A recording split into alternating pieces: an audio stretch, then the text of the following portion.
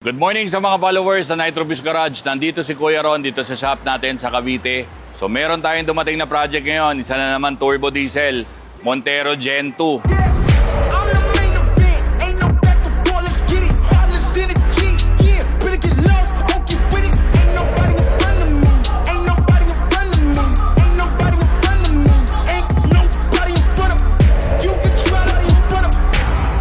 Itong Mitsubishi Montero Gen 2 na to, yung client natin, nangangailangan ng services natin kasi nakatune na yung kotse niya. So nauna yung tuning before siya magpa-exhaust. So ngayon, na-advisean siya ng maayos na kailangan talaga niyang ipa-exhaust yung sasakyan niya kasi nga, naitono na yung sasakyan niya. So pagka full exhaust ng isang turbo diesel, lalo na Montero, paano yan? Ito po, papakita ko yung detalye. Okay, itong sasakyan ito, backstory lang ulit, natono na yung sasakyan, nagkausap kami ni Bossing, hindi raw siya nasabihan na kailangan niya magpa-full exhaust.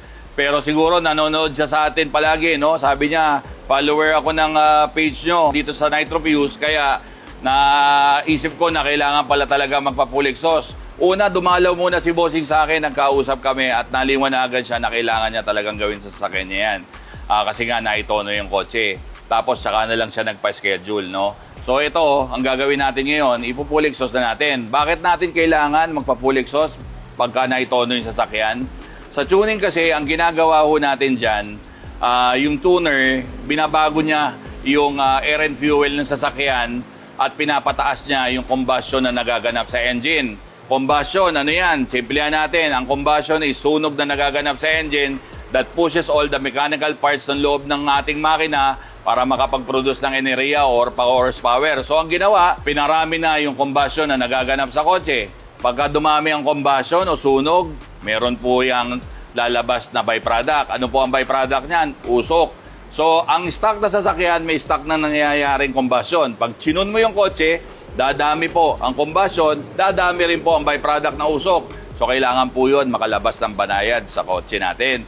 Kaya ang ginagawa natin, we let our car breathe. So, paano yung mga proseso para makahinga yung ating sasakyan?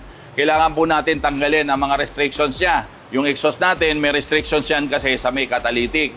Yung catalytic natin, kung makikita natin, meron niyang pangsala na nagaganap para makalabas po ang exhaust gases yan. Ngayon, yung pangsala na yan, nagsisilbi siyang bara. So, mas maganda po yung wala pong bara ang ating exhaust para dire-diretso po makalabas yung exhaust gases na sinasabi ko na byproduct ng combustion. Kaya isang rule sa ginagawa natin sa full exhaust, lalo na pagka nakatono, tanggalin natin yung bara para makalabas po ng maayos ang ating usok. Pangalawa po, ini-improve natin yung pipe size diameter. Mas malaki pong diameter, mas marami pong ma-accommodate na exhaust gases yan. Kaya gagawin natin dito, lalakyan natin ng konti. Konti lang. Bakit konti lang? Kasi hindi tayo pwedeng malaki ng sobra-sobra kasi hindi naman yun yung ayon sa gustong takbo ni Bossing.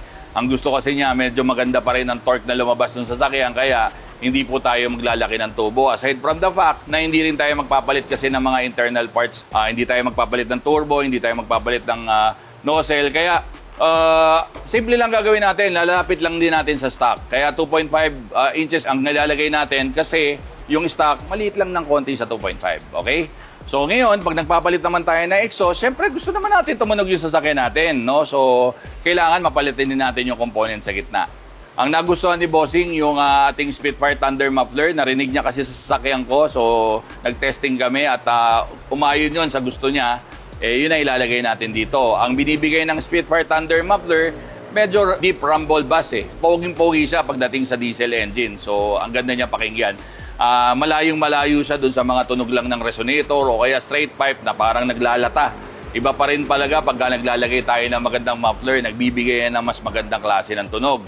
Pagdating naman doon sa dulo, ang ilalagay naman natin dito, siyempre, kailangan pogi din yung ating dulo, no? Lalagay tayo ng tip dito. Ang naisip ni Bossing na ilagay, siyempre, kung ano yung nilagay niyang muffler, yun din brand ang ilalagay niya rito. Maglalagay tayo ng Spitfire tip, yung kulay itim, medyo iyuyuko lang natin ng konti para yung usok niya pababa, hindi po pa diretso para hindi naman po mangitim yung side na to, especially remap yung sasakyan.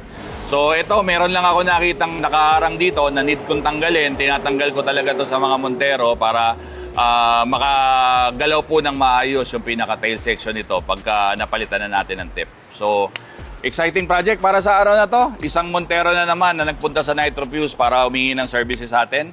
Panoorin nyo po yung ating gagawin dito. Ito po. They really don't want no static, They don't want no static.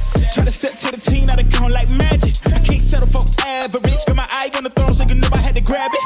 Fake friends say they proud of the boy. When they look deep inside, know they doubted the boy. Now I'm giving them the work and I'm doing them the worst. It's a job, I'm the boss and I had to employ. Yeah, they never thought I would be on great. I'm just a peon, but realize they be on fake. They bet against me, but I know I'm taking me all day. They waiting on the boy to fail, that's a real long wait. You need more faith, then hold it till it relocate. And you ain't messing with the boy, you about to see your fate. I'm about to get another chip, call it Frito-Lay. They send the beat, I send it back, it's DOA.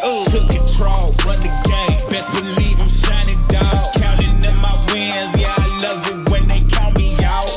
Off the leash, shut the chain, boy, I've been a dog. Best believe I run the game, you know I'm in control of y'all.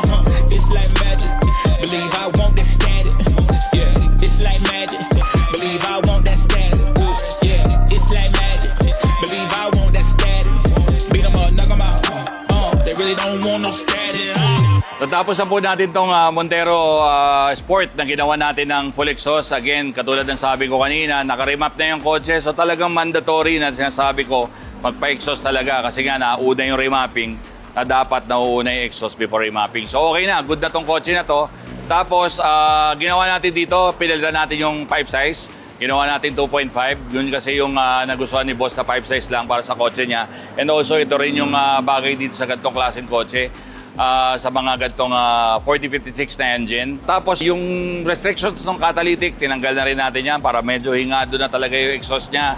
Pagdating naman doon sa may muffler area, ang nilagay natin, Spitfire Thunder muffler. So pero para tumunog tong kotse na to, yun yung mga mabenta sa amin ngayon na muffler kasi nga hindi siya kamahalan. At the same time, nagbibigay ng masculine sound talaga sa mga turbo diesel natin. And also pagdating dito sa likod, siyempre, gumamit tayo ng Spitfire Thunder muffler, gumamit din tayo ng Spitfire tip para medyo complement naman yung brands na nilalagay natin sa bawat sasakyan. So, dito na tayo sa exciting part. Sa soundcheck na tayo. Mako-compare natin ngayon yung kaninang stock pa yung exhaust, tapos ngayon nakapalit na yung full exhaust using our products, Spitfire Thunder muffler at Spitfire tip. Panoorin po natin.